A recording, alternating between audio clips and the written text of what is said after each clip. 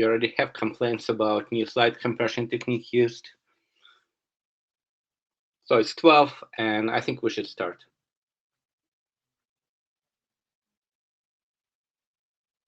Can everybody hear us, see us?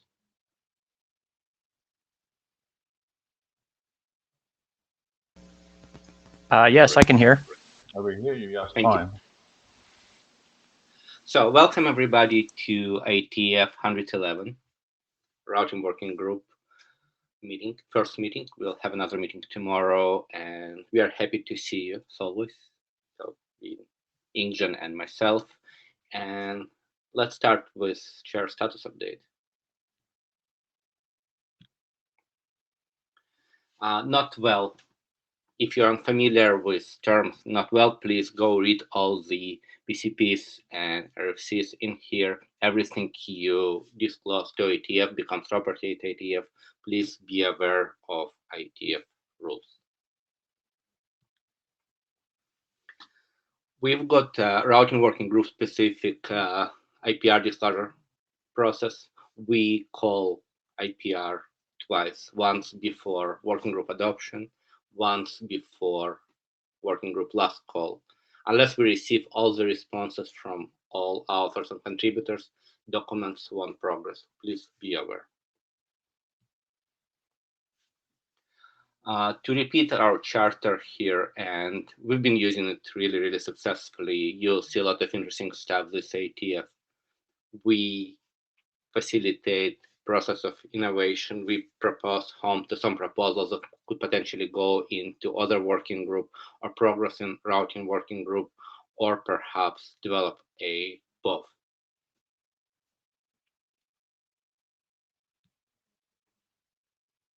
From administration perspective, we are going to review the agenda, review all the working group documents available, and links here are to show you where it is, and thanks to Linda for taking the notes. So we are going to describe what I just discussed. Then we'll have Fred Templing spending 60 minutes talking about our OMNI and BGP-based mobile routing system. We will also discuss further steps on it. Then a IPv6 Midpoint presentation, and 2 more drafts that are exactly in scope of routing working group charter, new technologies, new proposals, and potentially development of such technologies in routing. For Thursday, we'll have again new technologies, and I'm very excited to bring discussion about self-healing network flow label. This work started in 2015 with Linux patches, and now being deployed in a number of hyperscaler data centers. Really interesting technology being discussed in 6man at some point in time. So I really wanted just to bring it into routing so people get aware of what's going on here and how it's being used. We didn't publish any new documents since 110. Nothing has been adopted. So existing working group document, the routing working group policy model, we are waiting for the new document, and practically it's really ready and it's final review opportunity for you. QS model update has been published to address young doctor review. We need more reviews, and Ingjan agreed to be the shepherd, so some work expected here. And then RIB extended. We are looking for a shepherd to progress the document. BGP peak, we are in process of reviewing all the updates and comments. Segment routing, TILFA, we've got great work by Stuart, and we are still expecting to address reviews that are going to be proposed by Routing Directorate and other reviews. And ATN-BGP is going to be presented now, as well as egress protection draft. There's a number of individual drafts that are covered in this IETF. We would also like to do some review of what's going on and perhaps rejuvenate some discussions before 112. There's a number of architectural documents that been dormant for quite some time. So if not clean up, we would like authors to take a look at what's been done and perhaps have another discussion on the list. And this is all for chairs. Ingen, anything to add? I think we are good. I see Alvaro. Yeah. In the queue. Please go ahead. Hey guys, thank you. Alvaro Rotana, Routing AD. I just want to really quickly thank Chris Bowers, who, as you all know, stepped down as chair a few weeks ago. And thank you for all his work. He is here today. He's still shepherding some of the documents as well. And welcome, of course, Yingsen as the new chair of RTGWG. As you notice with the slides and everything, the working group is not missing a beat. So thank you, both of you, for your work. And that's it. Thank you so much.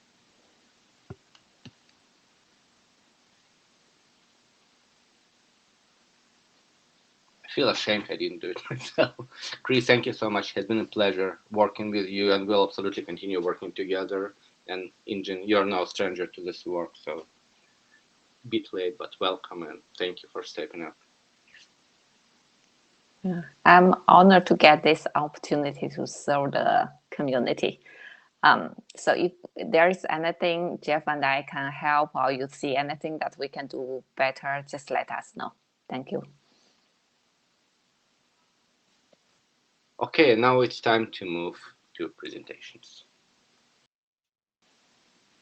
Yeah, so Fred is the next presentation because he has some animation in his slides, so he will be share his screen. Okay, thank you, Yingsen. I'll go ahead and get my screen started and my video started. Hopefully the video comes through okay. Let me try sharing my screen.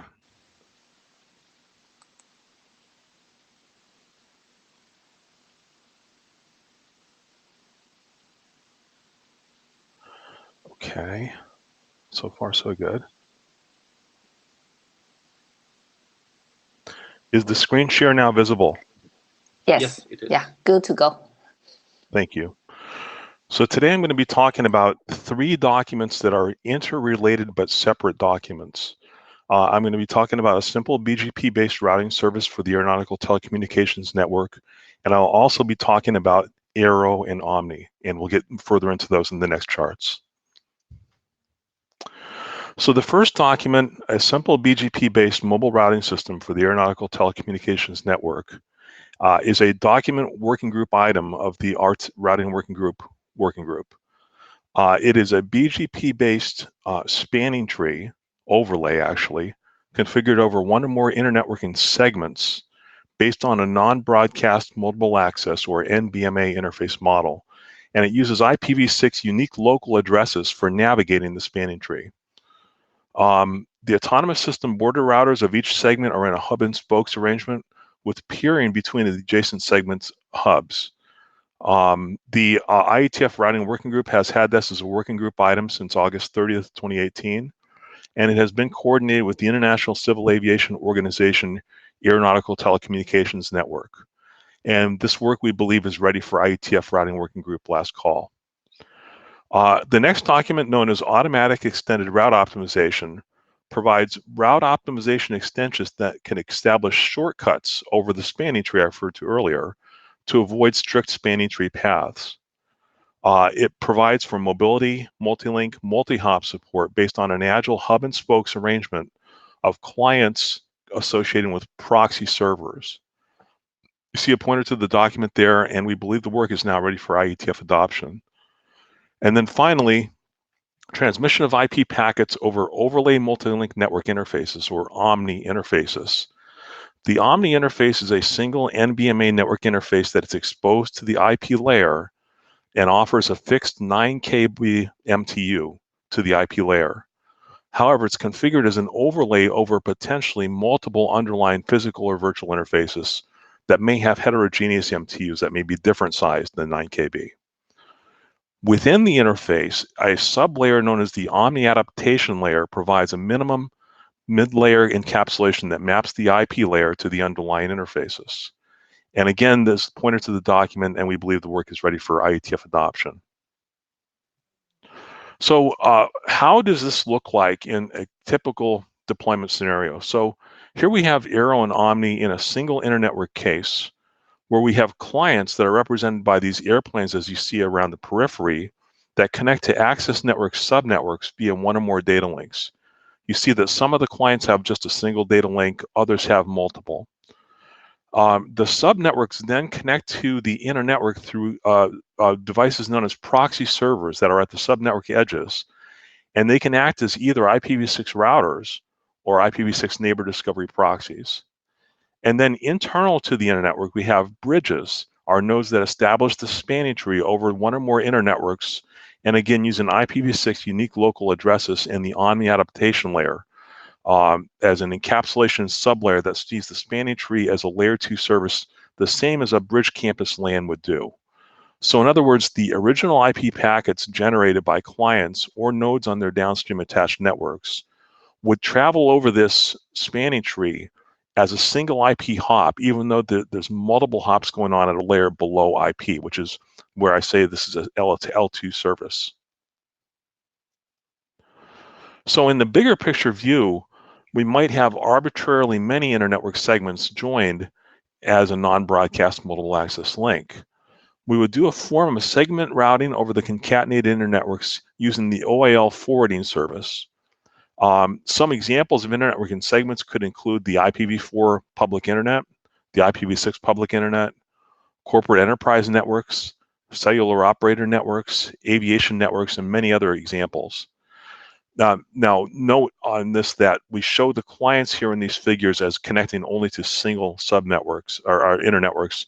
However, it's possible that clients may connect to multiple different internetworks. One example that occurs is within the aviation domain, where we have aviation navigation service provider networks such as ARINC, CETA, and Inmarsat, where a client could connect to all three of these different internetworks and still receive the AERO and OMNI big picture view that we're showing here. Now, in terms of the OMNI interface, the overlay multilink network interface, all AERO OMNI clients, proxy servers, and bridges configure OMNI interfaces, which is the node's connection to the OMNI link. Client OMNI interfaces are configured over multiple underlying interfaces, and they connect end user networks. So if you see the diagram in the upper left here, we show the OMNI interface as being a layer below IP, but a layer above the L2 underlying interfaces. So we're showing here IF1, IF2, and so forth through IFN. The OMNI interface uses IPv6 encapsulation. I'm sorry, I've got to hide a pop-up window here. There we go. To span the entire concatenated internetworking path in a single NBMA L3 hop, so that all AERO and OMNI nodes are neighbors on the link. So if you look at the diagram on the left here, or the right here, you see the AERO proxy servers, clients, and bridges all appearing as neighbors on a link, the OMNI link. And this link is manifested through NBMA encapsulation over one or more internetworks.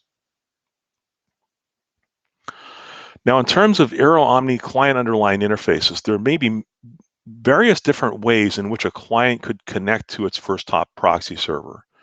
First is the direct connect or point-to-point model, where the client's underlying interface, for example, an Ethernet or a Wi-Fi link, connects directly to the proxy service at layer 2 over a point-to-point media without traversing any layer 3 hops. A second example is a VPN interface, where the client's underlying interface uses network layer security to establish a virtual link to a proxy server over one or more layer 3 hops. Then is the access network model, where the client's underlying interface connects to a secure access network, for example, an enterprise network, a cellular operator network, etc., where there are layer 2 and layer 1 security provisions on the path to the proxy server, but then the proxy server connects to an external internetwork. And then finally, the internetwork model, in which the client's underlying interface connects directly to an external internetwork, for example, over a coffee house public Wi-Fi or a hotel public Wi-Fi.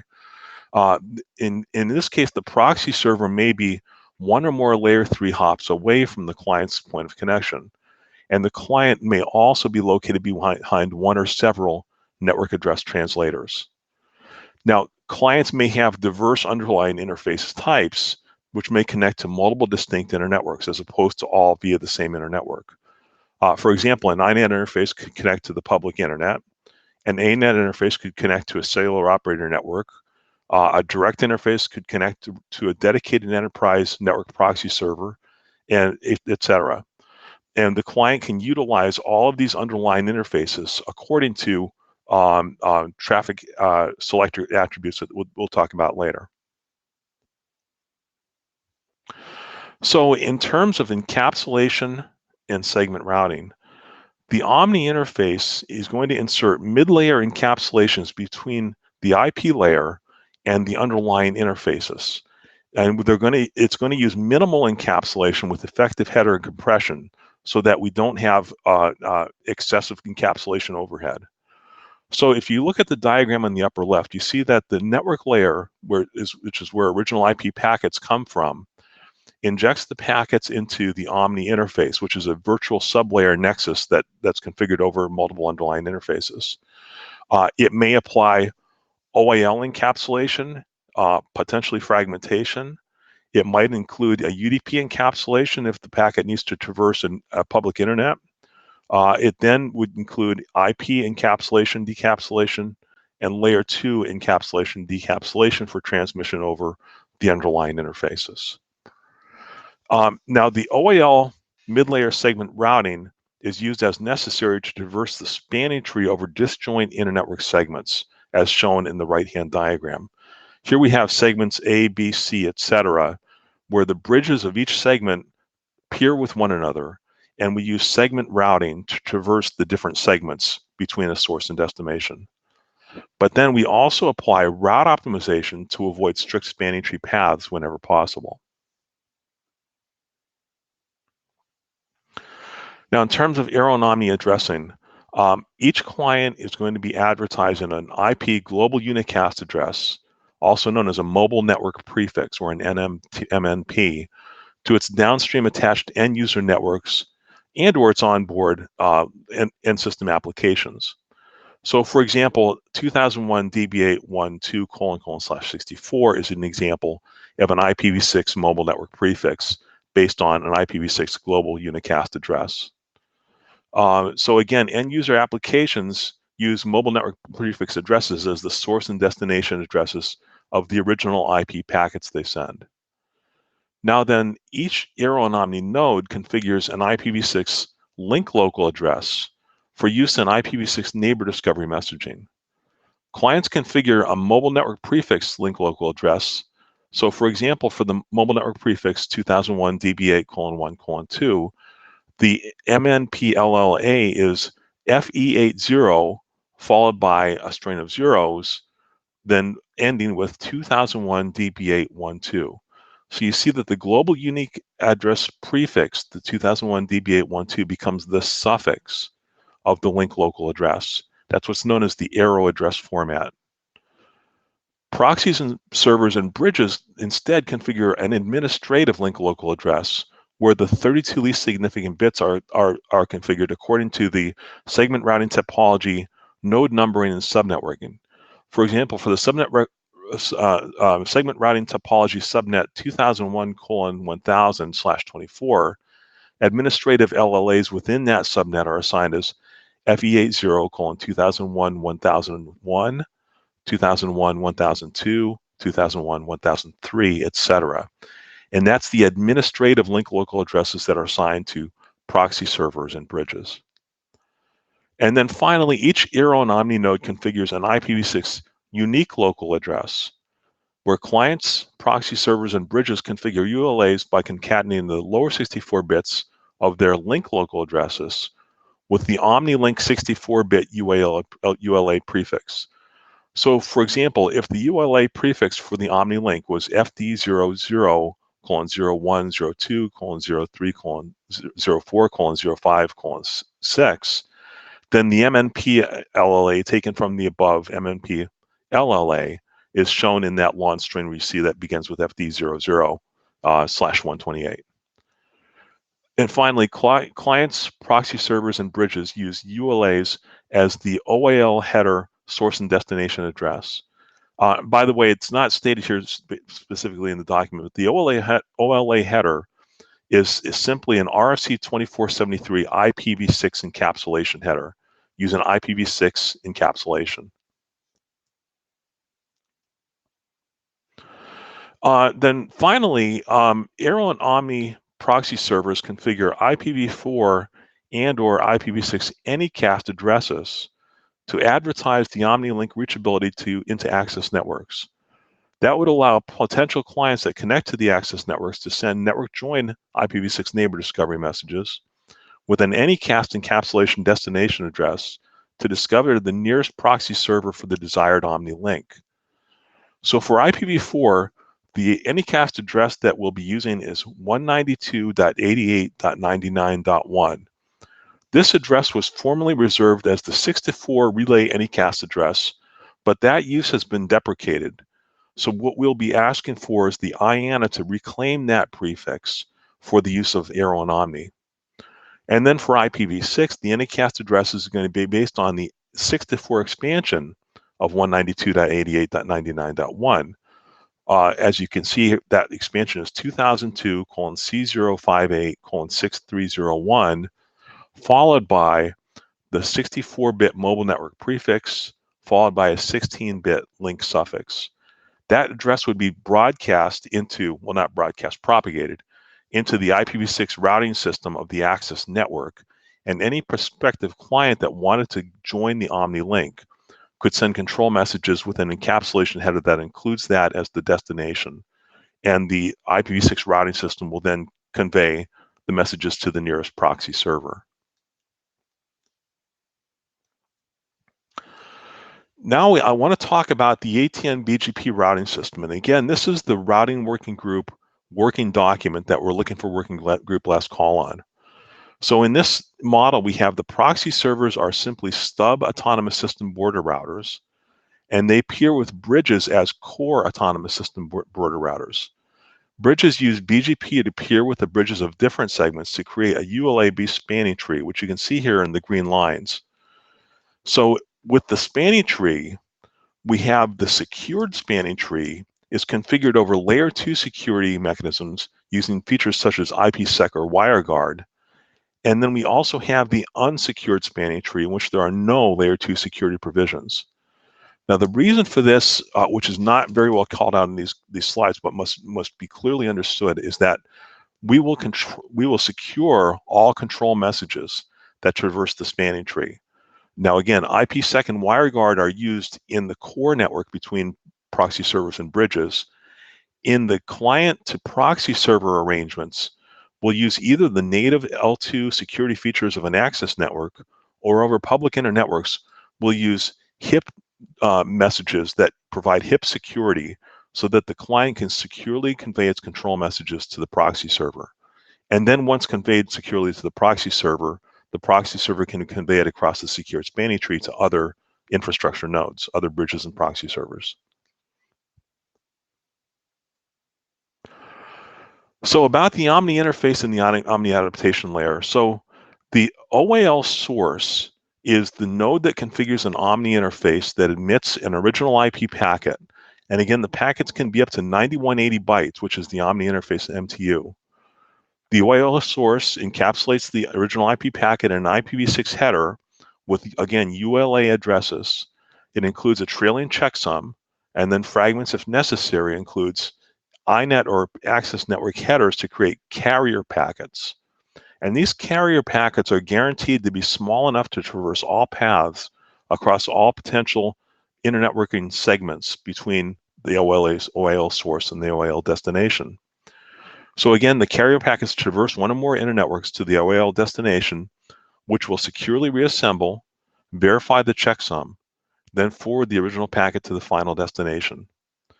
This allows the original source to tune packet sizes to achieve optimal performance based on both hard and soft path MTU discovery feedback. And we'll get more into that later. Now, when we apply automatic extended route optimization, we can include these intermediate nodes known as bridges to join different segments together. So in this case, the OIL source and the final destination are in different internetwork segments. The OIL source, again, is going to produce carrier packets, and the OIL destination is going to reassemble, but the intermediate nodes, in other words, bridges, join the network segments in the spanning tree. And this also provides support for global mobility and route optimization, again, with dynamic MTU tuning. So the control messages used to establish routing information, to establish these route optimizations I've been referring to, are IPv6 neighbor discovery messages. All IPv6 neighbor discovery message types are used, including router solicitation, router advertisement, neighbor solicitation, neighbor advertisement, and sometimes even redirect. So AERO and OMNI nodes use IPv6 neighbor discovery messages for OMNI-Link neighbor coordination, and the messages include a new IPv6 neighbor discovery message option type known as the OMNI option. The reason for including the OMNI option is first to assert protocol conformance. This is to assert to both ends that the OMNI protocol is being observed. Secondly is to synchronize identification windows. And then finally to exchange configuration information. And on the right, you see the format of the OMNI option. It's in TLV format with a type field that has the type of the option, which is something that we'll have to procure from IANA to identify this as an OMNI option. The length provides the length in octa words of the entire option. Prefix length, source target OM index refer to the prefix length of the source address of the message and the underlying interface index used to carry the message. And then you see sequence number, acknowledgement number, flags, and window.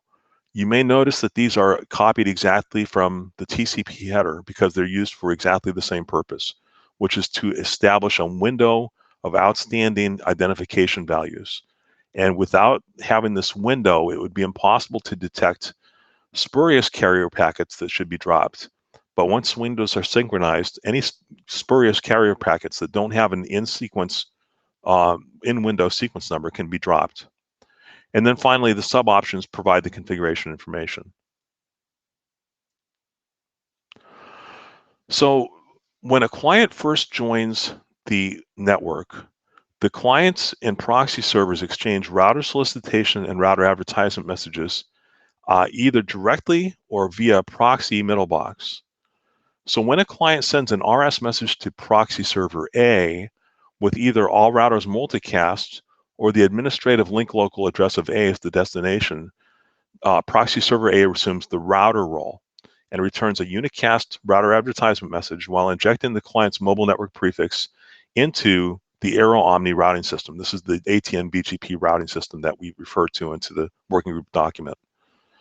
When a client, however, sends an RS message to proxy server B with the administrative link local address of another proxy server A as the destination, B instead assumes the proxy role and it forwards the RS message to proxy server A, which then returns a unicast router advertisement to the client via proxy server B acting again as a proxy.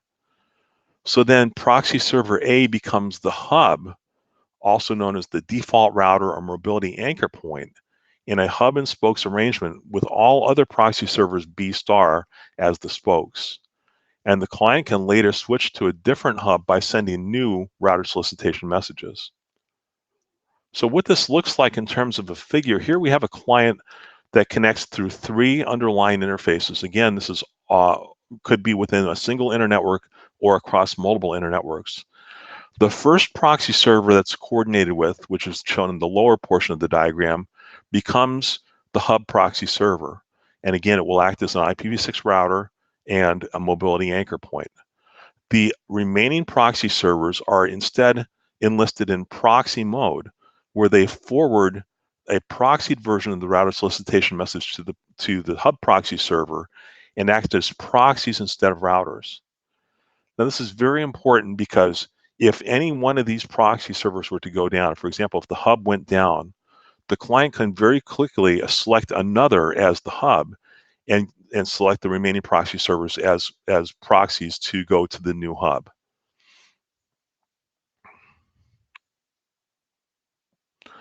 So once the client has established its presence in the network through coordinating with proxy servers in this way, it can begin setting up route optimizations to talk to peers in the AERO OMNI network. So the source AERO OMNI nodes would use neighbor solicitation for address resolution messages and send them into the secured spanning tree to discover the underlying interface configurations for target clients. Once it receives a neighbor advertisement for address resolution, it would then have the underlying interface for the target client that it wants to communicate with. So the secured spanning tree delivers the neighbor solicitation to the target client's hub proxy server, which returns a neighbor advertisement message with multi-link link layer addressing information for the target. Then when the source AERO OMNI node receives the neighbor advertisement for address resolution, it can select source target underlying interface pairs and send neighbor solicitation for unreachability detection messages to populate forward path state in the nodes on the path to the target. When the target receives the NS of NUD, it returns a neighbor advertisement message of NUD to populate the reverse path state and to confirm that the bidirectional state information has been established. Now, also during this NS-NA of NUD exchange, both send-receive identification windows are established with acceptable carrier packet identification value ranges. Any carrier packets then received with identification out of that range can be safely discarded. So in terms of forwarding then, once we have done this NS-NA of NUD exchange to select the source and target underlying interface pairs, the source is going to use OAL encapsulation and fragmentation to produce carrier packets and forward them into a first hop segment. This is the segment that their local underlying interface is connected to. The segment routing topology, then spanning tree, then traverses any intermediate segments. And then finally, the last hop segment delivers the packets to the target.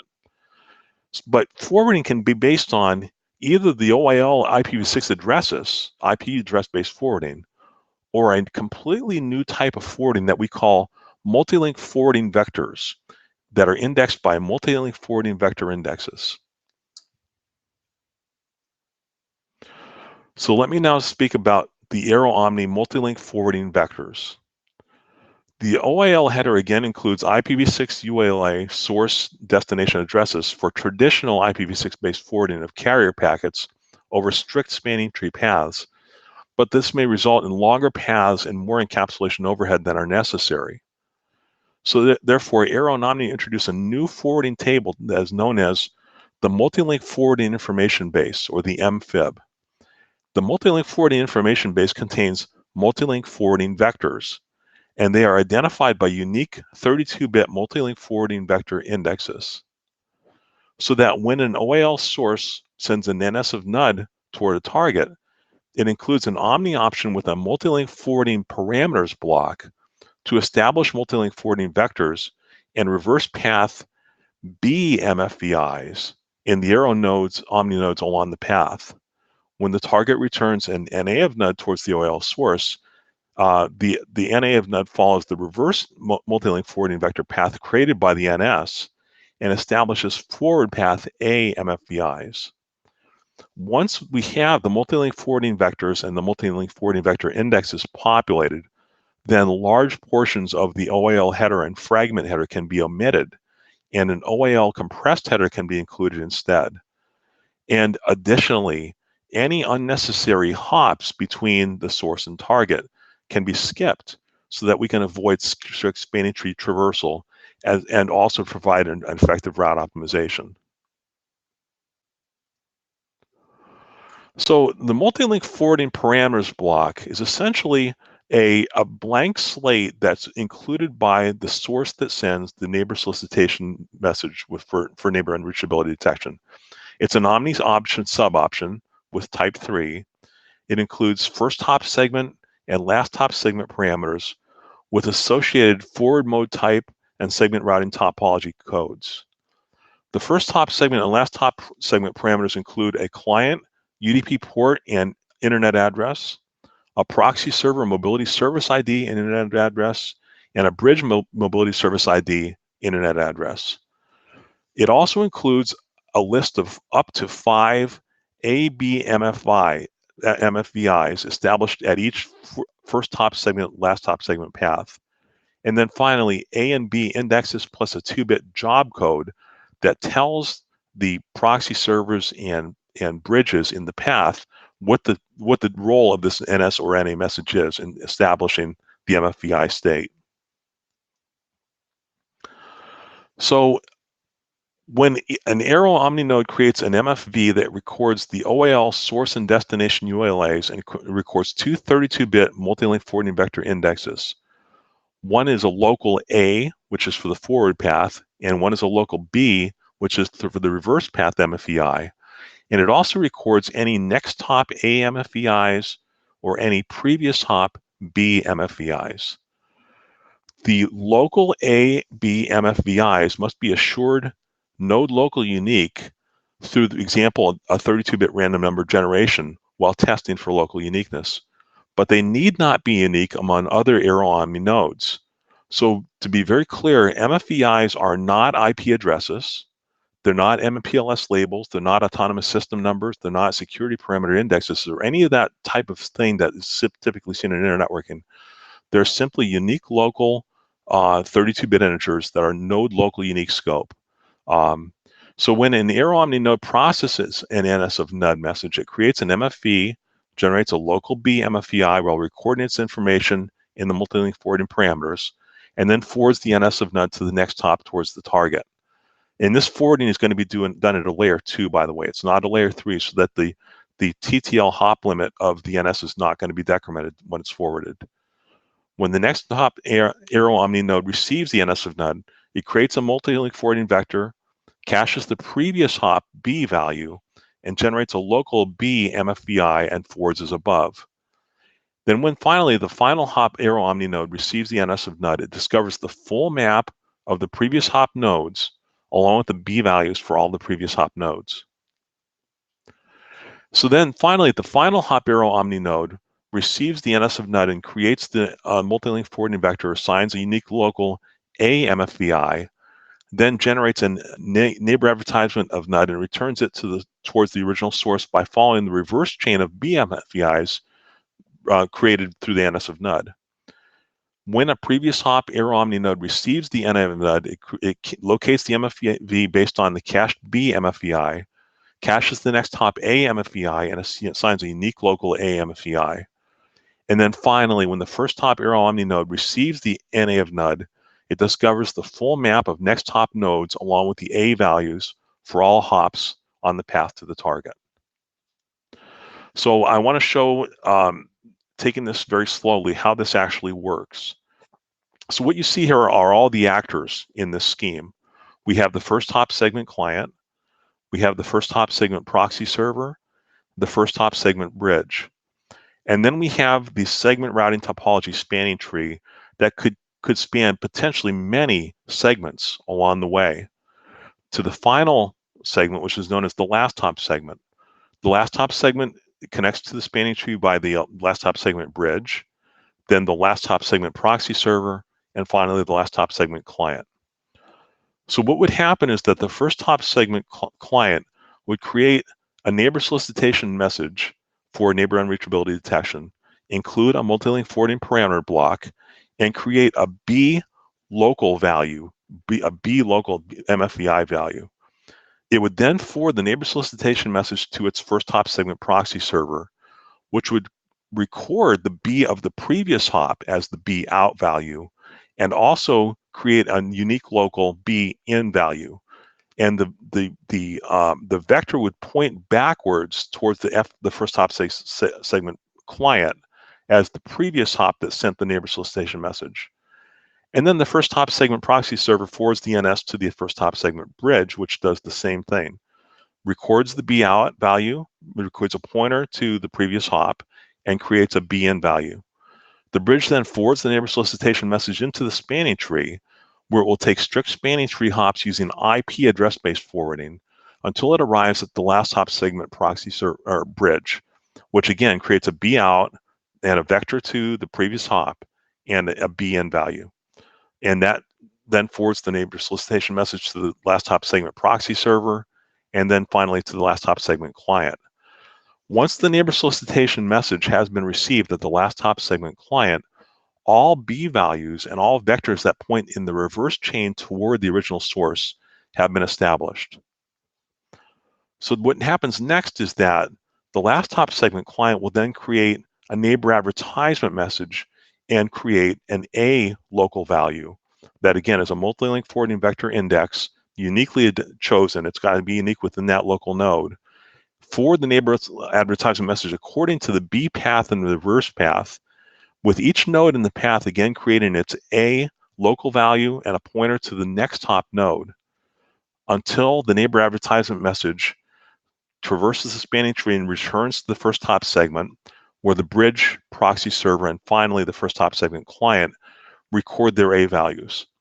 And so now what we have in the path is that we have B values in the reverse path, A values in the forward path, and this provides us all the information that we need for the multi-link forwarding vector forwarding that I was referring to before. So after the AB MFVIs have been established, OAL peers can begin sending carrier packets while omitting significant portions of the OAL header, fragment header, and the compressed routing header 32 by using the OMNI compressed header type 0 or type 1. The OMNI compressed header type 0 or type 1 includes the A or B MFVIs for the next hop AERO OMNI node according to the directionality established in the NSNA of NUT exchange. For example, the NS source would include A MFVIs, and the NA responder would include B MFVIs since its messages are traversing in the reverse path. When the AERO OMNI node receives a carrier packet with an OMNI compressed header, it uses the MFVI to locate the MFV, which includes the next previous hop information. The AERO OMNI node then rewrites the MFVI value in the OCH header and forwards to the next previous hop. And then this MFV-based forwarding is based on a single 32-bit MFVI, and it can be used to avoid strict spanning tree paths, as I'll describe next. So after the MFVIs have been established, OAL peers will exchange additional NS and NA of NUD messages before reachable time expires to keep the soft state alive. If the reachable time expires, the AERO OMNI nodes simply garbage collect the MFVIs, and future NSA and NA of NUD exchanges would be needed to reestablish new MFVs. The exact MFVIs from expired MFVs need not be reused when initializing new MFVs. All that required is that the MFVIs are unique within node local scope until their reachable time expires. So since there are 2 to the 32 possible MFVIs, and since the number of MFVIs in use at a given time will likely be much smaller than 2 to the 32, random number generation should produce a unique MFVI after a very small number of attempts, usually only one try. So let's now look at a couple of cases where route optimization can come into play. Here we have a chain where we've established the MFVIs in both the forward and reverse directions between a first hop segment client and a last hop segment client. Now, normally what happens is that the packets will go to each node in the path without skipping any of the nodes. However, that provides more work than is necessary, especially on the proxy servers. And so it would be very useful to have a route optimization that can eliminate unnecessary nodes from the path. So after the route optimization, the first hop segment client can send to the first hop segment bridge while skipping the first hop segment proxy server. And the reason they can do this is because the client and the bridge are within the same segment, which is that they can use encapsulation to talk to each other without having to go through the proxy servers. Now, this is what happens when we have the clients in different spanning tree segments, SRT spanning tree segments.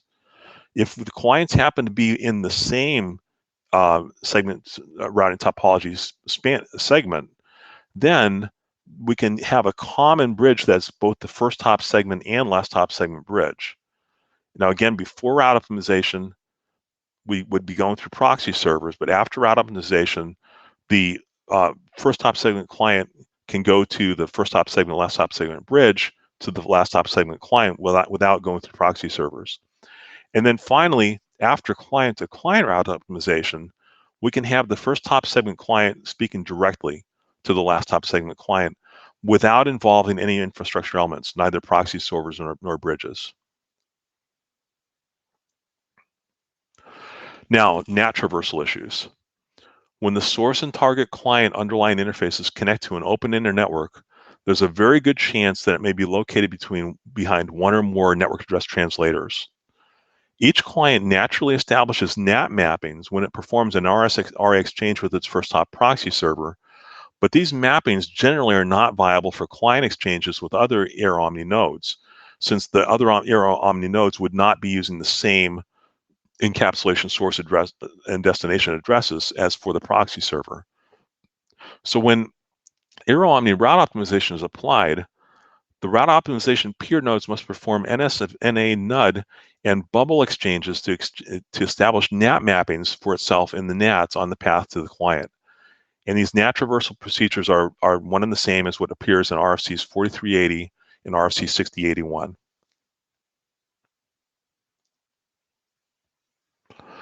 So after clients have gone through this route optimization and have gotten the shortest paths possible by avoiding spanning tree paths, they may at a later time change their underlying network connection points, for example, changing their addresses, so that hub proxy servers will announce client state changes, again, based on a mobility-related address change, based on link quality changes, traffic selector changes, and other things that would affect the client's reachability. And they announce these changes by sending unsolicited neighbor advertisement messages to all nodes that it has recently sent a neighbor advertisement for address resolution to. When these nodes receive the UNAs, they update their state information for the client, and that may require them to issue new NS-NA NUD path state exchanges, which is okay because the nodes will be able to track the mobile client even as it moves. The new hub proxy servers send UNAs to inform old proxy servers that the client has departed. So when an old hub proxy server receives an UNA saying that the client has departed, it records the new hub proxy server LLA, withdraws the MNP route, and forwards the UNAs to any nodes that has recently sent an NA to. Now, target nodes can request selective link layer transmissions by sending unsolicited neighbor advertisements to the source with the identifications and orbital fragment numbers of any missing fragments. When the source node receives these UNAs, it retransmits the requested fragments if it still has them in its retransmission cache. However, this is a link layer retransmission. It's not an end-to-end retransmission. So the retransmission window should be brief, and that the period of retransmission determines what's known as the link persistence. It's not a perfect reliability mechanism. It's simply there to fill in opportunistically if fragments can be retransmitted that were somehow lost before the link persistence window expires. So that is really what I wanted to talk about today. I want to just say again that there are three interdependent but separable documents. The first is already an IETF routing working group item, and we're calling for adoption of the other two. So again, the simple BGP-based mobile routing system for the aeronautical telecommunications network is ready for IETF routing working group last call. Automatic extended route optimization, we're asking to be adopted as an IETF routing working group item. And transmission of IP packets overlay multi-link network interfaces, again, we're asking to adopt as an IETF routing working group item. And I believe that's the end of my presentation.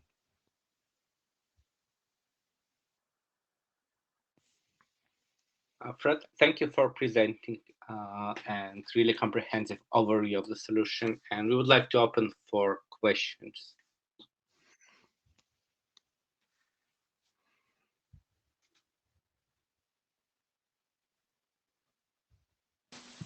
So we just we just want to point out right now the AERO and the OMNI drafts.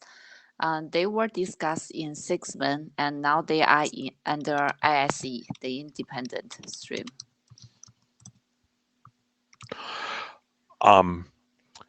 I see Adrian Farrell on the call. Adrian, would it be fair for me to ask you to say something about the status of these documents? It would be fair for you to ask. Oh, you were asking. Yeah. So after some back and forth in history, Fred brought these documents to me as independent stream editor because I think it's fair to say he was finding it hard to get traction in the IETF. And that makes the independent stream a potential publication venue.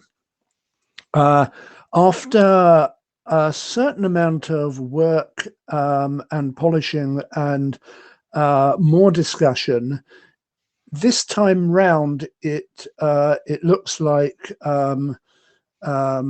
with presentations in the internet area and RTGWG, there is again an option for taking the work to the IETF. As independent stream editor, I like it when the IETF works on things that are in scope for the IETF and the community wants to work on them. I prefer that to publishing them in the independent stream, but that doesn't mean that I'm slamming any doors.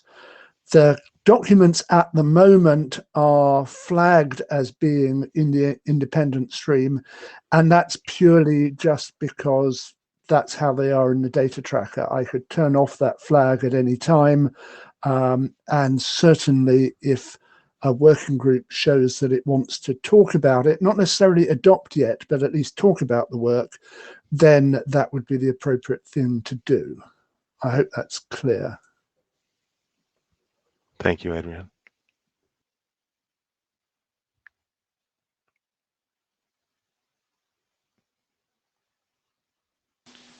So, Any other questions, comments? The OMNI needs a change in IPv6 packet. So that one certainly needs to be discussed in 6.1. The change to the IPv6 packet at that level doesn't belong to RTGWG. That's one of the issues I see.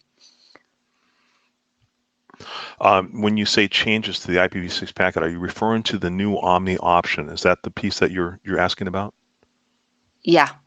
Okay. So yeah.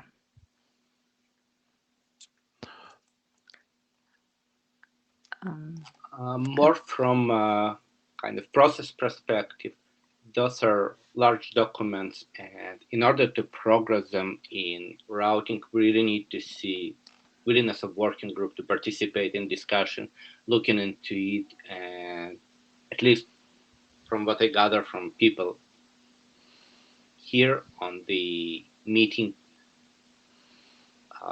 I don't really see significant interest in progressing in routing.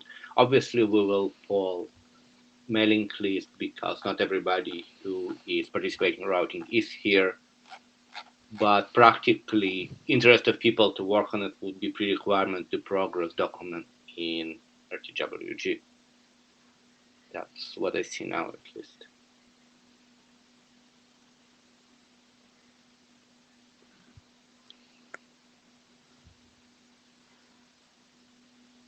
Linda, you want to say something? Question. These presentations are very interesting, showing different ways of doing overlay network. I'm just curious, what impact does it have to the existing routing protocol? Does it require any interoperability from different vendors in the routing domain? The routing protocol that's used in the OMNI overlay is BGP. However, it's a separate BGP instance that does not interact with the internet BGP routing system in any way. It's its own overlay instance. And it's working based on IPv6 prefixes using standard IPv6 routing. So there's not really any changes to routing protocols. And then any interdomain routing protocols, your OSPFs or RIP or whatever might happen to be there, operate as they always have, and OMNI AERO don't interact with those in any way. So the BGP running among those OMNI nodes are separate instance from the underlay, right? So is any protocol extension needed to run this overlay BGP slices or instances? No, in fact, I've got this set up in in demonstration networks where I'm using standard Quagga routing, Zebra Quagga routing, with no changes whatsoever. It simply injects the IPv6 unique local address prefixes into the BGP routing protocol, and standard BGP routing is used. Okay, thank you.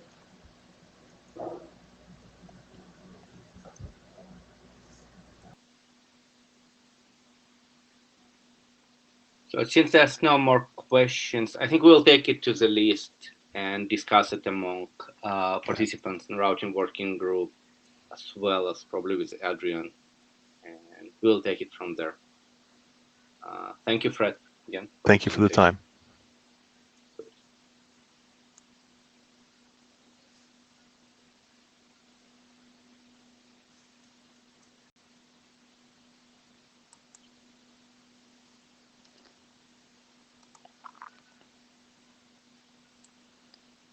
Xueshong, you are the next. You want to do the slides share yourself, or I can do it for you? Could you please share the screen?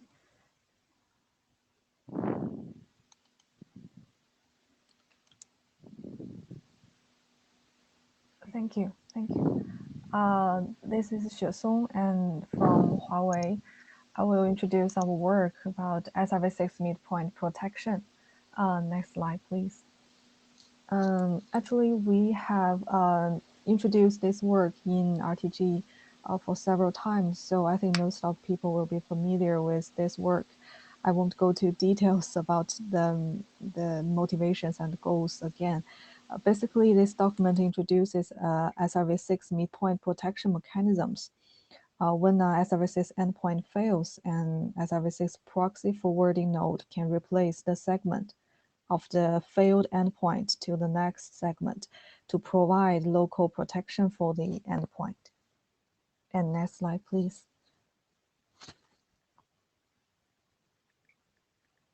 In this version, we divided the IPv6 midpoint protection mechanisms into two periods.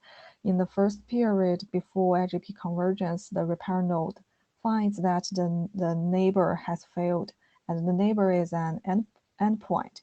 So it will perform the proxy forwarding and send packet to the next available endpoint in the segment list. In the second period, after IGP convergence, any upstream node that has been converged and deleted the FIP to the failed node will be the repair node and perform the proxy forwarding. After the IPv6 policy convergence, another converged path will be selected to translate the packet. Next slide, please. In the document, we specifies the IPv6 midpoint protection behavior. In some cases, it's divided about when to trigger the behavior, but the behavior itself is similar. The segment left decreases, updates the IPv6 destination address with the SRH segment left in that case, and the FIB lookup on the updated destination address forward packet according to the matched entry. That is the behavior. Next slide, please. Here is a very brief overview of the history of the draft. In the first two versions, the mechanisms is defined. And in the second, in the version 02, we update section 6 and the security consideration, and specifies that the SRv6 midpoint protection can only be excluded when the repair node and the failed endpoint are in the same SRv6 domain. And in version 03, we update section 5 according to the discussion in the mailing list of Spring Working Group, and explains that in some use cases, the endpoint can't be bypassed. And maybe some other document will help to handle this case. And in the last two versions, version 04 and version 05, we modified the test and add a new call order. Thank you. Thank you for the contribution of the new call order from China Mobile. Next page, please. Actually, in this IETF, we think the document is stable and has been fully discussed. And based on the suggestion of the working group in last IETF, we bring the work to Spring Working Group. And we have collected some feedback in Spring Working Group. Here are the discussions on Monday in the session of Spring. The first one is how to deal with the case that when the segment of the next endpoint is also failed. Actually, the process can be iterated. There will be another repair node that's the proxy forwarding to skip the second failed node until the reachable endpoint is selected or the segment is last in the segment list. Another question from the working group is why a local repair solution is requested when the end-to-end protection could solve the problem. We believe that the repair solution could provide faster protection mechanisms than the end-to-end solution. And in some cases, this is requested. And another question from Spring is when the repair node is a transit node, it may be against RFC 8200, which won't allow the transit node to modify SRH. To solve this problem, we have sent an email to 6-man mailing list. And also, actually, the Section 6 security considerations, as I have mentioned before, is trying to solve the problem. And we propose to check that the skipped segment belongs to the same block as the repair node first, to guarantee that they are in the same trusted domain before doing the proxy forwarding defined in this document. So we think the transit node could be trusted in this case. And after all the modification and work and discussions, we think this document is ready for working group adoption. And we would like also see the comments or questions from RTG. Okay, that's all.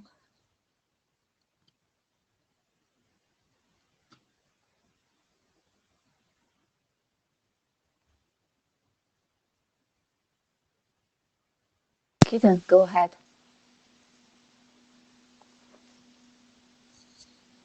Ketan Taravlikar, Cisco.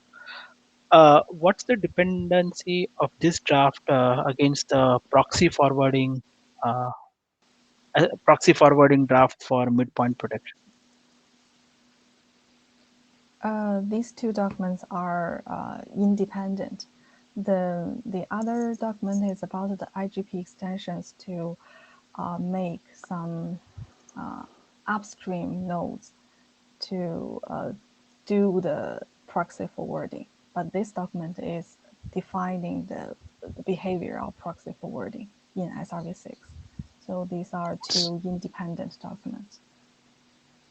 So does this draft require the extensions in the proxy forwarding draft?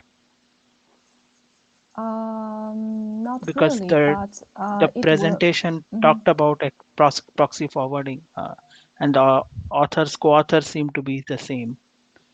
So I'm trying to understand.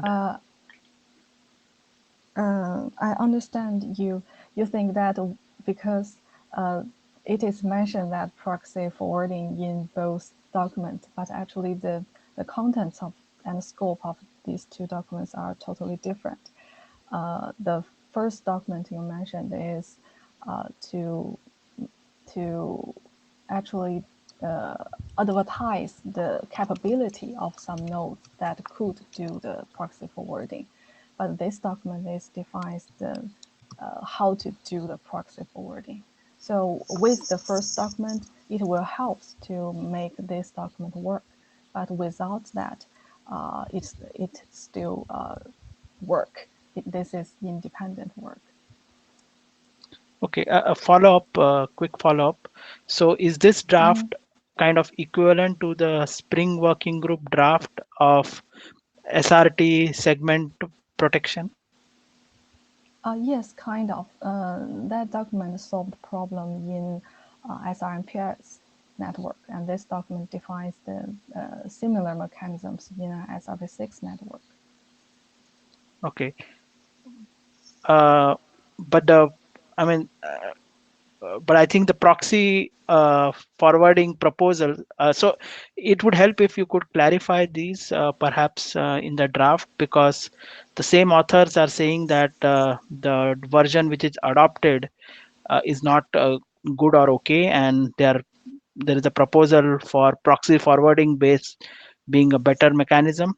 But here we have a proposal which says there is no need for proxy forwarding. So it's just a bit confusing. If you could maybe clarify that, it would help. Thank you. Okay, we could add some tests to clarify the relationship. Thank you. Thank you for your comments. We've got 2 people in the queue.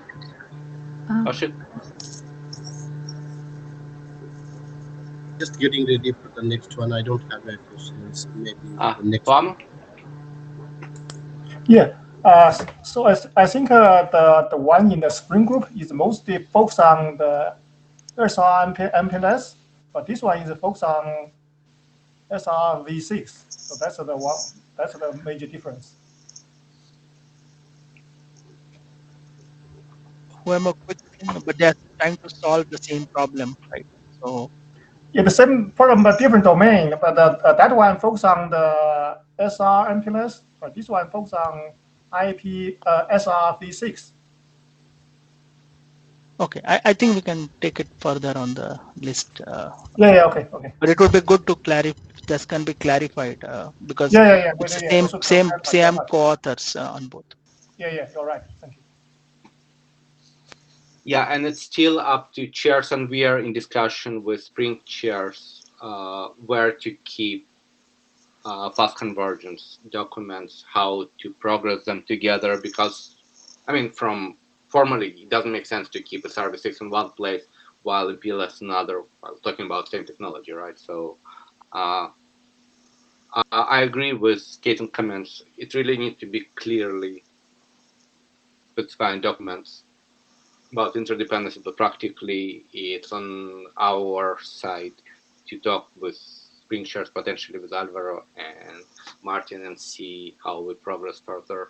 There's probably 5 or 6 different documents trying to do similar things.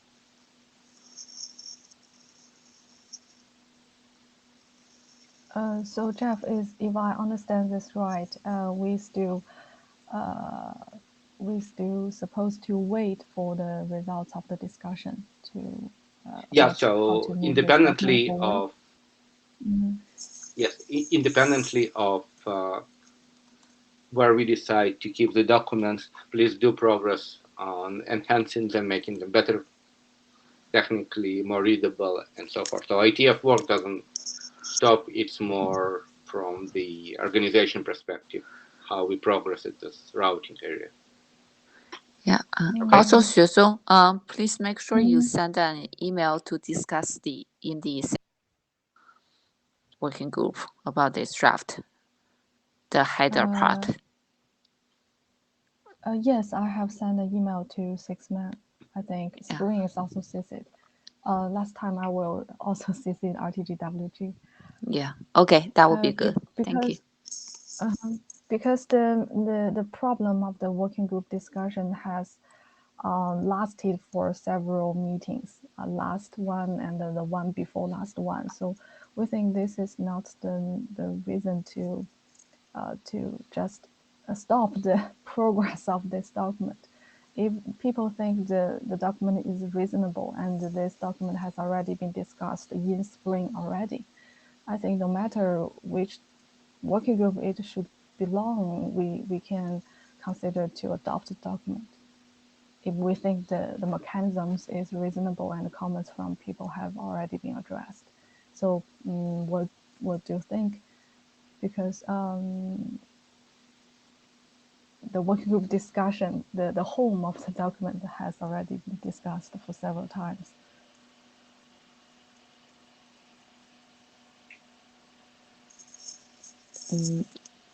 Well, I think we need to figure out with Spring One exactly where to put the mechanism, right? So like Jeff already mentioned, if the MPRS solution is in Spring, if it's the same mechanism, I also feel this should be together, not one in RTGWG and the other in Spring. But we can resolve this offline on the list. Okay. Looking forward to the results. So the ball is in our court, and we'll work on it. Okay, thank you. Actually, we already are. Yeah, sure.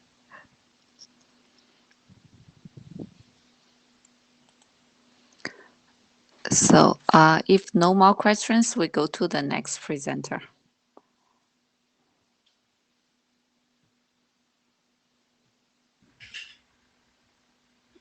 Kosik, you want to try to present yourself? Yes, let me try.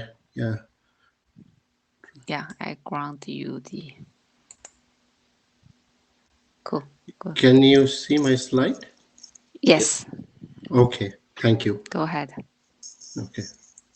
So hello everyone. Good afternoon, good morning, or good evening, based on wherever you are. I'm going to present the extension of transport network our mobility in the data network on behalf of the other authors. Just a quick recap from IETF 109 and the background. So this draft was originally presented in the IETF 109. As a quick background, the existing transport network our mobility for 5G defines a framework for mapping that 5G mobile systems slice and service types to the corresponding underlying paths. But the focus of that work is limited in the mobility domain. So now to maintain that end-to-end network characteristics, the framework needs to be expanded beyond the UPF in the data network. So this proposed draft kind of defines a framework for extending that mobility our transport network characteristics from the UPF to the data network. So the figure below kind of represents that. Like the left-hand side, we see the mobility network is represented by the TNR mobility draft, and where the right-hand side is represented by this proposed draft. Just a quick note, after IETF 109, we received some good feedback and suggestions, and we expanded based on that feedback. Thanks, Jeff and Dhruv, for reviewing it offline and providing that valuable recommendation. The next slide on the packet transitions from mobile network to the data network. There are two scenarios exist here. The first scenario is the UPF is part of the HCP node. And in that case, local policy could be configured in the node itself, where that mobility SST UDP source port could be transferred to the local CPE node. So that's the first scenario. The second scenario, in the UPF and the HCP node are connected through an IP network. And in that case, also a local policy could be configured, and the UDP source port carried by the original UDP header in the mobile network that can be transferred over some transport header based on the operator choice in the CPE node. So either one of these kind of approaches in a data plane way method, we transfer the transport characteristics in the data network. Now, once we transfer the network characteristics in the data network, the next mechanism comes, like how it would be mapped in that using a different mechanism to maintain that same characteristics. So there are different scenarios and different mechanism for that. The first three scenarios we already discussed in the earlier ITF. It's a BGP SRT controller driven approach. The first scenario. The second is the ODN SRT policy based approach, and the third is same SRT controller over REST-conf and gRPC session, and that will be providing the mapping. And the fourth one is a new addition to the flow spec controller, and that kind of use the mapping using the indirection ID technique. So we'll go over it. So the next, again, just a quick recap from that 109, the BGP SRT policy for TN-hour mobility. The way it works, the ingress node will have a BGP SR policy session with the SRT controller, and the controller would be provisioned for the different SST specific source port range and the corresponding TE policies and the binding seed. Those would be downloaded by the SRT policy NLRI and sub-TLVs, along with a 5G metadata sub-TLV, which we introduced last time, that carries the UDP source port range. Now, when the packet comes from the UE side to the ingress node, and using one of the technique that's kind of the characteristics is transferred, the source port, UDP source port, if it falls within that UDP source port range, the corresponding SR policy would be applied to maintain that characteristics. It would be redirected to one of that path, like for URLLC traffic. If the source port comes with the URLLC range and it's mapped to that policy path, it would be redirected to maybe HDC. For MIOT, could be as shown in the specific policy, could redirect to a public cloud, or EMBB, it would be private DC. So here is the kind of it will use the BGP SRT policy for the mapping. If there is no binding seed or the policy found for a specific source port, then it will take a best effort path. Just a quick note here, there is a existing draft in IDR for edge compute app metadata, where we see the egress side edge compute server belong to certain LDN. They try to propagate over BGP some app metadata sub-TLV, and that's get propagated over a RR through the controller to the ingress node to take a best path to the reach to the different egress edge server. So there is a future possibility those sub-TLVs could be propagated part of the 5G metadata sub-TLV. It's just that's why it's just capturing the option here. The next one, it shows that the new addition, like a BGP flow spec traffic redirect for TN-hour mobility. Here again, the controller is flow spec controller having a session, flow spec sessions with the ingress node. And again, the controller is provisioned with a different UDP source port range corresponding to the different SSTs. And with that corresponding mapping is the here generalized indirection ID. So the flow spec in LRI would be downloading the UDP source port range to the ingress node, along with the action for the extended action for the indirection ID in the extended community. So now when the packet comes from the ingress in the ingress node from the UE side, based on the, again, the source port would try to match within that the source port range, which is downloaded by the prospect controller, and map to a certain indirection ID, and that could be a map to maybe a specific binding seed that would be redirected to a specific policy, which will be mapped to a transport header and take it to that one of the path, URLLC, MIOT, or EMBB, as we kind of see it here. Just a note here, again, there is a new draft is proposed in the IDR that would be presented in Friday. So if there is a more granular flow, then the traffic redirections will be happen based on whatever is described in the IDR flow spec and our mobility draft.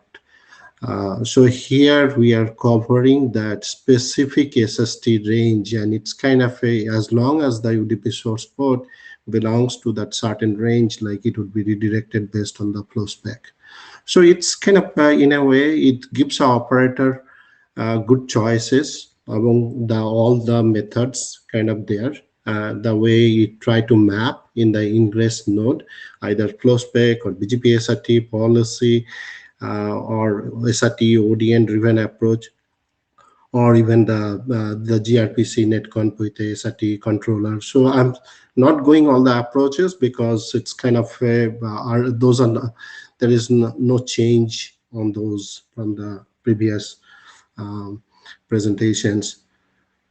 Next part is the extending that transport network, our network characteristics for the SD-WAN network. And the SD-WAN network is presented here based on the BGP SD-WAN use case draft. There are CPE node, and the two CPE nodes are presented, and it's in the case of hybrid SD-WAN scenarios, there would be IPsec SA tunnel between the nodes, and there would be also maybe low latency path using a MPLS over GRE.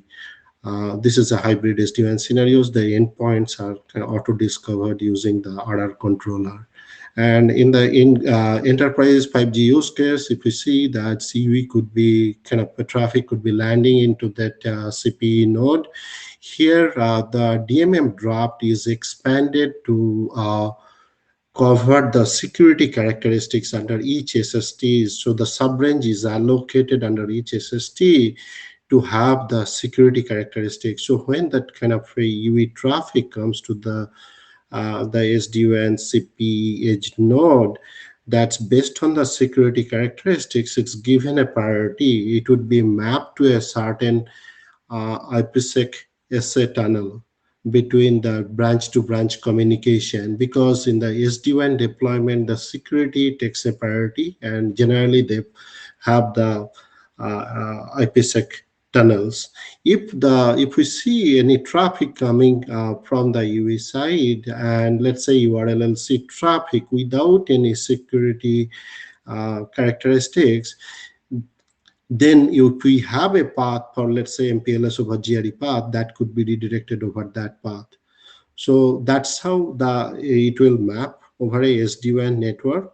But I also kind of want to add a note here that in the specific use case where there is based on the SD-WAN use case draft, private VPN PE-based SD-WAN use case, the PE could be kind of initiating the SD-WAN tunnel, and the VPN PEs are connected to RR, and they could have a SD-WAN tunnel.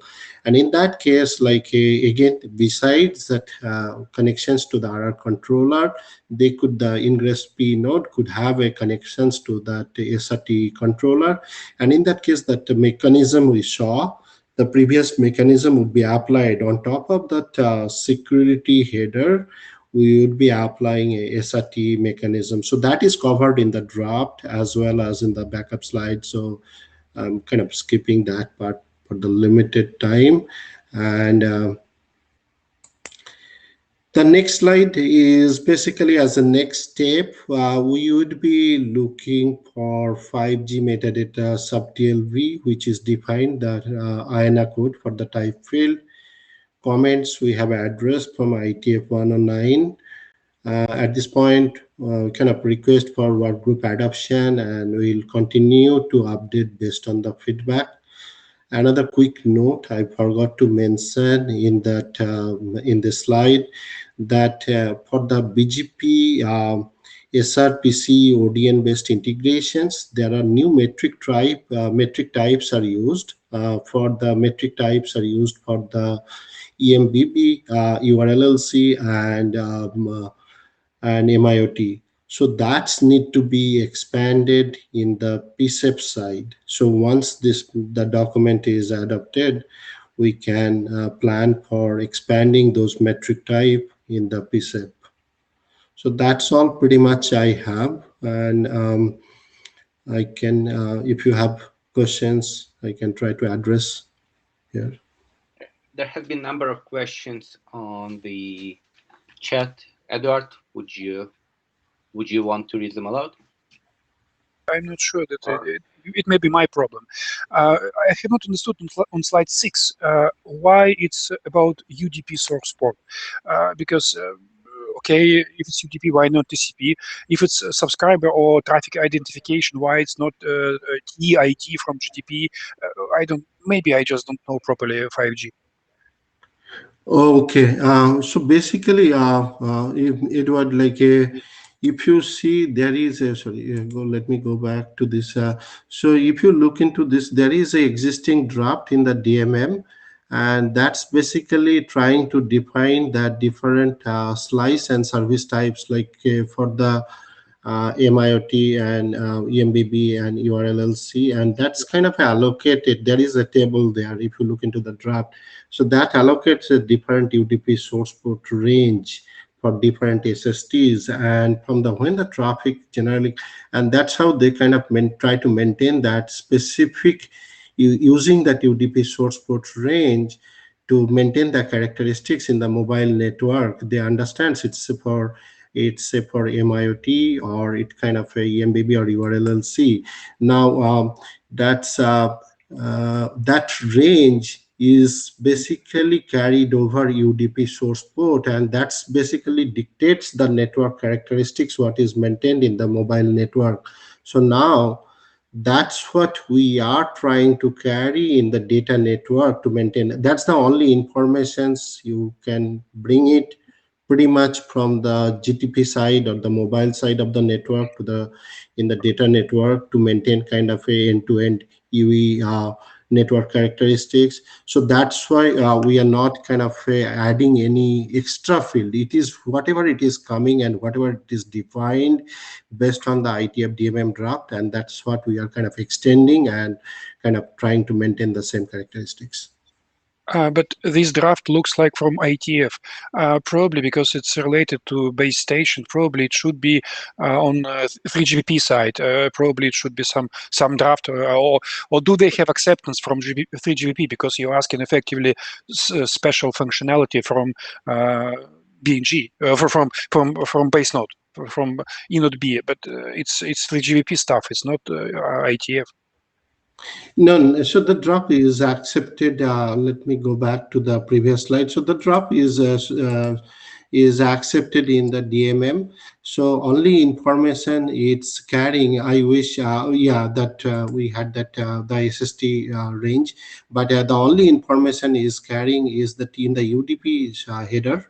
It's nothing we are bringing from the GTP header or anything from the UE specific. So only informations we are bringing here, there is a UDP source port, which is kind of given for a specific SST range. So that informations we are bringing to the transport header. I don't think that's depends on the 3GPP, because that's a UDP header kind of dictates the network characteristics in the mobile network, and that information we are bringing in a loosely coupled way to the data network side.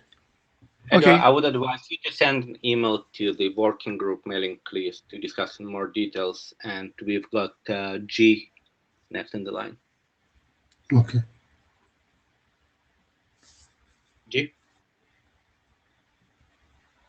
My comments is similar. I think the pre-assumption is that the UDP source port will be used to identify the 3GPP slice and service type. I guess this is described in the DMMM document. Well, correct.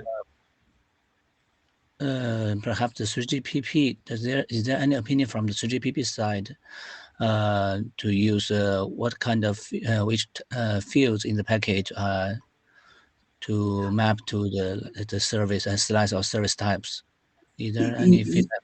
Right? Yeah, so if you see that we are not kind of directly bringing the GTPU header, like just we are not propagating that. It's like obviously if it is a TID or some kind of informations from the GTP header, that we cannot propagate. That's a kind of a context where we are not proposing to bring into the data network. We are all just bringing kind of that's UDP header, the source port, and kind of even not even saying that's the same header would be carried, right? Like any type of transport header, it can be carried into the data network side. So I think means in terms of means the I don't know whether Uma is there, but like I think we have internally reviewed. I don't see that's any issue causing any issues from the 3GPP side. Linda, if you are here, do you want to comment on that? Yeah, I just want to add a few comments. Actually, I wrote that on the chat window. So basically, the GTP tunnel head is UDP based. And there are a couple of ways for the 5G to propagate some of the information to the local data network. So supposedly, like there's be a controller, they could have informed our IP network outside UPF, the UDP ports being used by the GTP tunnel. That's one method. And another method is when the traffic comes to the ingress node, our CPE node, and between the CPE node to the edge, the data center, there could be another layer of transport header. And that transport header could continue using a similar port range as used by the 5G to ensure the end-to-end quality of the service. So with that, we could also reuse some of the UDP ports being used within the mobile network, which is on different header. Instead of on GTP header, a tunnel header is used on another layer of transport header. Here we just say transport, we don't specifically say which header it is here. Okay, my understanding is this may be one option for the mapping from the 3GPP slice services to the transport, where it requires some coordination from the mobile side, so that it will use this UDP source port range for specific service or slice. So maybe this can be just one option. Yeah. Yeah. It is an option, and now without share head-on. In 3G and 4G networks, this option had been used extensively. If we look 10, 12 years back, it has been deployed this way in a lot of different places. So it's not really a new way of doing it. So you just copy, you use UDP source port in GDP encapsulation to derive intent with regards to treatment in the IP network. We've got Chengli. Please go ahead.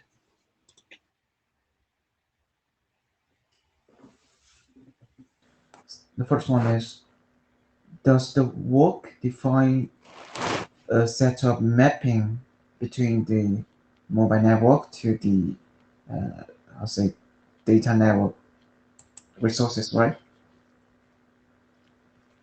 Correct. Okay. Is this what the second one is? Huh? Yeah. The second one is it any implementation yet? So second one, what is the question, Chen? Is there any implementation already? Oh, okay. So no, currently I don't think we have a implementations ready. it's kind of giving a different choices to the operator, like based on the network deployment, we can pick one of the mechanism, but the currently I don't think we have a implementations yet. Yeah. Thank you.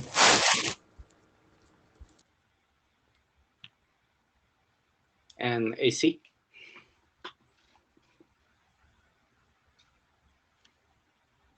Kind of all over there. There's like 4 different options Yeah. for doing this. Kind of the same as my comments, similar to Chen's, and sort of a new one, the flow spec controller. I guess it was inevitable. I guess this is what flow spec v2 is going to be. It's going to be open flow at layer 3. What is, other than the overlap of offers, what is the tie-in to SD-WAN? Just that there could be different, could be requirement. I mean, it doesn't look like it's handled any different than any other app-aware, any app-aware flows. It doesn't appear to me that 5G should be any different than any other ones that are in back of an SD-WAN or run over an SD-WAN overlay. Right. So there's a significant overlap of offers, so it's tempting to reference your own documents. But what is the real reason for that? Yeah. So let me go a little more AC on that. Yeah, there are 4 mechanisms. We kind of kept it because it's first. Your first questions regarding what kind of along the line what Chen mentioned, it's kind of gives an option to the operator. That way, like based on the deployment, they can choose one of the mechanism to maintain the characteristics. We are not kind of strictly suggesting go by one particular mechanism. So probably that's kind of gives a better choice. That's our view. Now coming back to the SD-WAN network, like if we see that any SD-WAN based on the SD-WAN use case draft and the deployment scenarios, especially in the SD-WAN network, in a hybrid SD-WAN, there would be kind of some secure tunnels and some MPLS over GRE link could be between the two branch-to-branch communications, right? And in that case, the main important thing is that secure communications between the branch or the cloud gateway. And if we now if it's UE traffic kind of land in the one of the CPE node, and then how do we maintain the security characteristics if we other than kind of a mapping to specific SRT mechanism? If the security is a priority, so then that has to be given a choice. So that's one of the reasons that dropped the other DNL. Okay, but that applies to every application. That applies to every application, actually, just about. Agreed, AC, but kind of for SD-WAN case, it is pretty obvious, like between the branch-to-branch traffic, you need to have a security. And while you're kind of saying that if there is a security characteristics comes on a specific traffic from the UE, so that would be given a priority to map to a specific IPsec tunnel.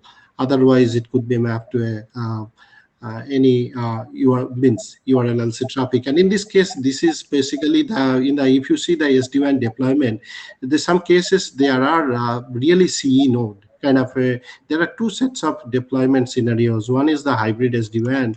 This is we don't need it. We've already had the tutorial on that. I understand SD-WAN very well. I was just saying it's not really this application isn't any different than any other. Mm-hmm. Or that's why I was wondering why there was a specific session on that. Okay. Okay. So for the flow stack, There's current flow spec for redirect to IP tunnel and SRv6 tunnel, SRv6 path. And the flow spec addition is to add another type of tunnels, which is IPsec Security Association tunnel. So that's how like SD1 been using that special additional flow spec. I think we'll cut the queue here. Practically to the authors, I think it would be good to extend the draft to explain the mapping, probably even starting with Q5 4G towards 5QI in 5G, and how all of this maps and how QoS architecture end-to-end would look like. It would make understanding of the draft much better, because I see the questions are exactly because the mapping is not well understood, and I agree that 3GPP part is rather important here. Okay, so we'll take it to the list, and maybe we'll try to expand based on the comments. So please feel free to post comments. I will initiate a thread, and please feel free to post comments. We'll try to expand based on that. We'll expand the draft accordingly. And perhaps include reference informative to TS23501, which is the QoS architecture in 5G. Okay. Yes, sure. Jeff will capture those references. Thank you for the presentation, and let's Thank you. on. Thank you. Daniel?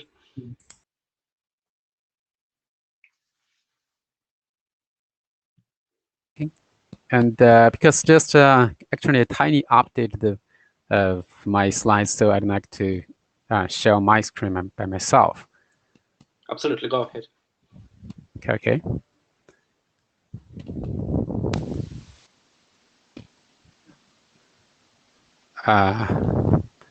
Is my screen available for everyone? It's coming. Yeah. Okay. I think there are a few buttons you need to grant access to your screen. You need to confirm. Confirm. Okay, sorry.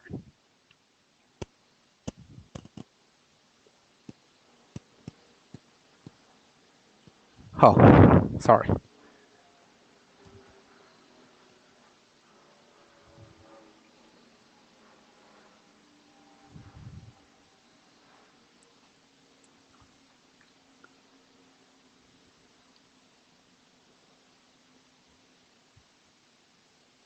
Is it now okay? Now we see your browser. Yeah. Okay. This is Daniel Huang, and it's my pleasure to make the presentation of the drafts on behalf of the authors. And sorry for interrupting you. We see your browser, not your slides. Excuse me. So.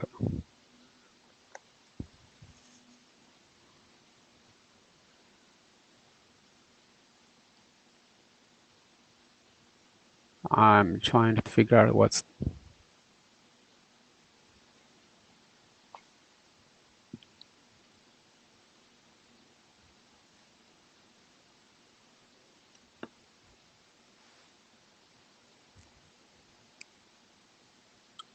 Again, your browser.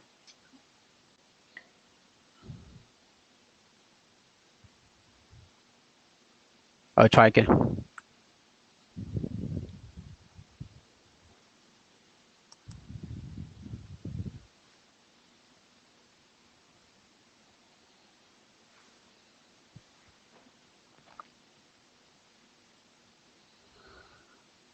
I suppose this time is okay. Yeah. Okay. Please go into presentation mode. Yeah.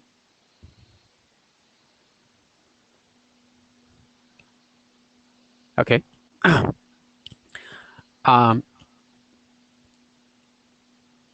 The draft is about computing delivery in routing network. Actually, what the computing delivery means is might be confused for someone in the community. So I would like to clarify in the next couple of slides. Please try to move PowerPoint into presentation mode. Because now you're just viewing the slides. Okay. Now we are still seeing the editor mode.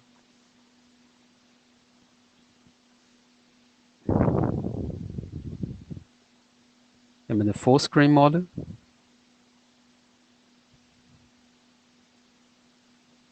No, you should try presentation mode.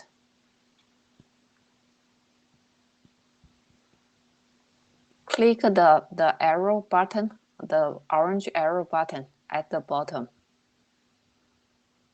Yeah, that's one. Okay. Actually, about computing delivery and routing network is not a new topic in this community, because there's during the past 2 years, there's a couple of impressive drafts which have been discussed in the past conferences, the site meetings about this. So there's a lot of use cases, problem statements, different architecture. So the first page of my slides is not exactly the use case. I simply want to clarify the how to say the general use case and rationale of my proposal. When it comes to the centralized computing deployment, the sensing and the scheduling of the computing services and resources by the application system makes more sense than being done by the routing network. And while the coordination between the cloud services and resources and networking, route networking, could be cost-effective because of the scalability and the intensity under the centralized computing deployment mode.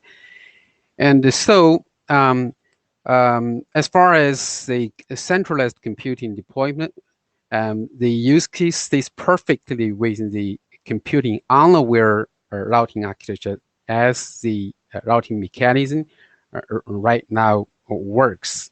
So, however, when it comes to distributed computing deployment mode, the interconnection among, particularly among the edge computing size, is in a different shape. And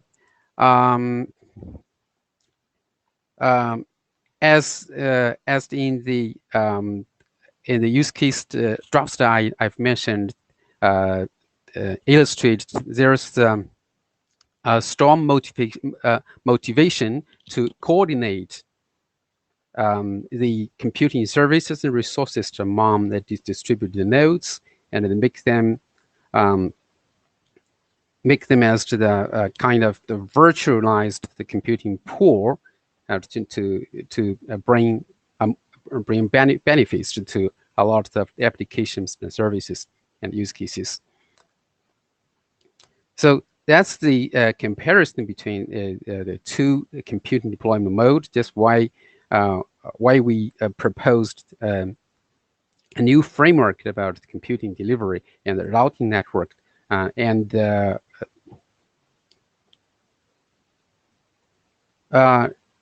As far as the challenges, problems are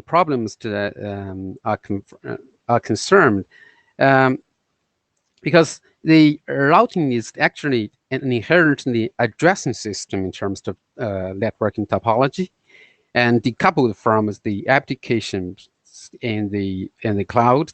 And while routing without aggregation is an important and an indispensable feature of the routing. Nevertheless, the computing resources services has been deployed in such a way that it could not be easily aggregated as the network resources. So, and then the computing interconnection and the coordination is the application level, as as the practice of the ongoing industry lacks the fine-grained network surfaces. That's the summation of the problems of this. And when it comes to challenges, because full granularity computing services and resources to status in routing network would be absolutely a disaster. While the computing parameters upon the routing process could incur an unacceptable price. So routing in terms of computing is in a different scenario, which the original routing mechanism is not designed to address. So when it comes to the computing delivery in the routing network mechanism, so the computer status in routing network has to be put in an engineeringly acceptable way. So the second requirement about this is the computing routing mechanism has to be decoupled from an ongoing routing network. So the would-be framework of the computing delivery could be compatible with the traditional IP and routing network. And also, select and limited routing loads to the computing AERO, while the rest should remain as they are, and which is computing unaware. So the first part of the framework of computing delivery in the routing network is the aggregation of computing services and resources. So we categorize generally the computing resources into two types. One is the global computing routing nodes, where the general computing resource and service status from the remote computing sites. Sorry to interrupt, Daniel. We are still seeing your second slide on your screen. Are you still talking to the second slide? Second slide. Your slide is now moving. And we are now seeing the presentation mode, we are seeing the editing mode. If you have multiple screens, this is because he's it's not multiple screens usually. It's because he's sharing an application and then PowerPoint shares the wrong window. Okay. What if I return from the presentation mode? What about right now? You are seeing presentation mode yourself? Yes, actually. We are seeing editing mode. Right. Again, when you share application, it shows the wrong window. Yeah, you have to share your screen. Do you want us to share instead? Okay, to save the time, Injun, would you please to share the screen for me? Because I'm not sure. So maybe I can share your old slides if the changes is not that much. Yeah. Not so much. It's simply the title, name of the titles has been updated once. The page 4. So you are at page 4 now? Yes. Okay, go ahead. Okay, thank you. But I do not see the full screen of. I cannot see the two squares and the button somehow. Yeah, it cuts the 10% of the screen, the button.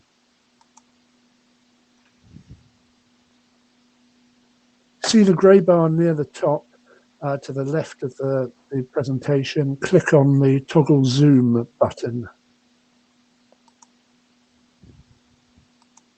Oh yeah. Better now? I still cannot see the full screen. I can only see the figure and about 30% of the square. All the people watching have to click on that button. It's not a presentation thing, it's a view thing.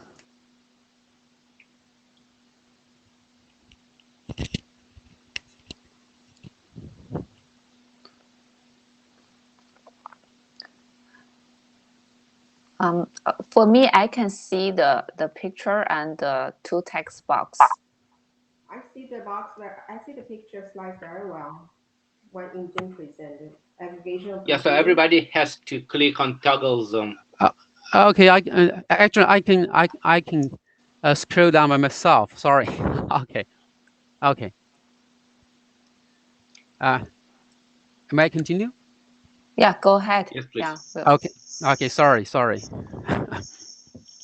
The first part of the framework proposal of our draft is the aggregation of computing services and resources. We categorize the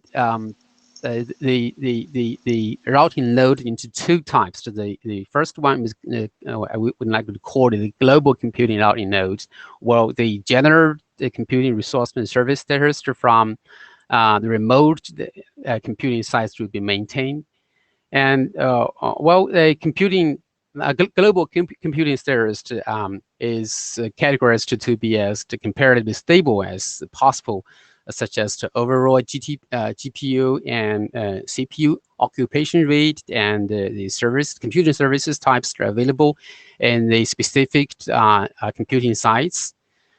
And when it comes to local computing routing nodes, simply the dynamic computing service, such as the instances, some computing instances or virtual machine, the host, something like that, status from the local computing sites to be maintained at the local sites, which always would be the egress node. So next, please.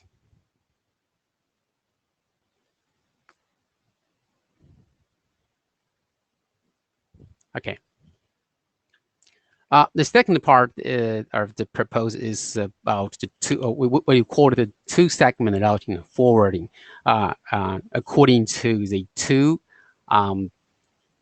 the two routing nodes in the previous slides, as the previous slide indicates.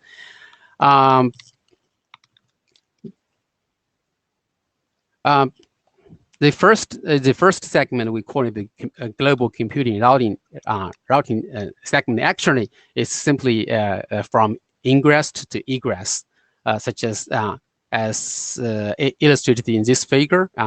R1 as the ingress will select the egress in terms of the global computing status, maintained the edge at R1 as the demonstrated in the previous slide, and an inbound encapsulation of computing service and resources is delivered to the egress in an overlay tunnel. And traffic affinity is guaranteed by combining the 5 tuples and the egress. When it comes to the another routing segment, we call it the local computing routing segment. Through the inbound computing service and resource encapsulation and the local computing status, a specific service instance such as a host and a virtual machine will be selected at R2, which is supposed to be the egress of the entire network domain. Also, the traffic affinity is again guaranteed by combining the 5 tuples and the service host. Next, please.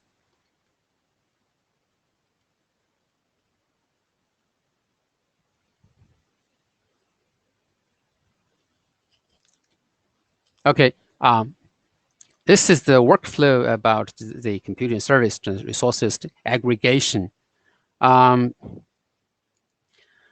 A full granularity computing service and resource status is notified from the cloud sites to the local edge loads, edge networking loads, which would maintain the local computing status while update the global port to the remote networking nodes. The global computing status update to domain actually overlaps to with. Sorry. Oh, okay. Overlaps with the traditional routing network domain. The compute so the computing routing table size thus would be reduced, and the update frequency will reside in the controlled and acceptable range. Next, please.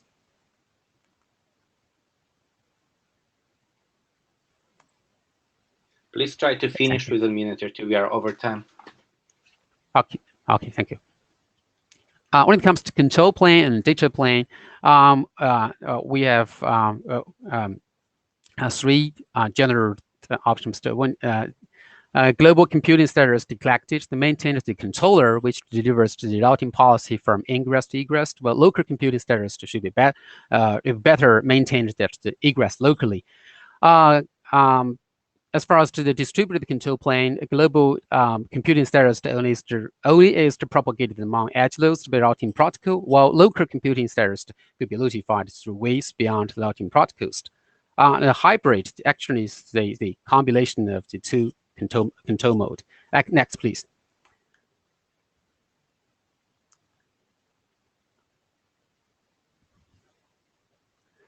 Because both the global and local computing status information are updated and integrated into the routing network process as the third-party resources. So the security and credibility of the computing service and resource to have to be guaranteed and addressed. Details of security and credibility consideration will be either proposed in the future updated version of this draft, or will be proposed in the standalone draft. Next, please.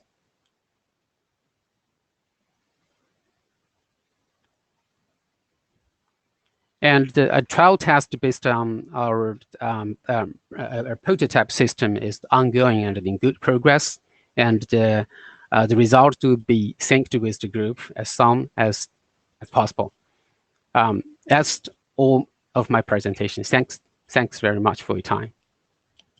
Thank you very much for presenting. As you know, CoinRG is looking into network computing. So I would advise you to engage and present there as well.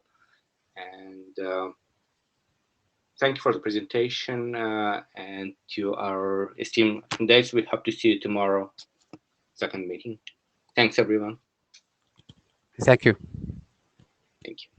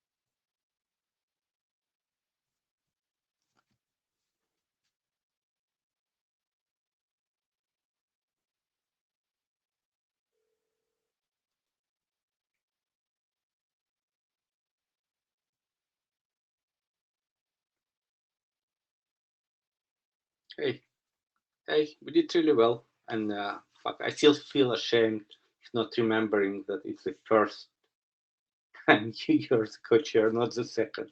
I was sure that we did it like last ATF. You didn't receive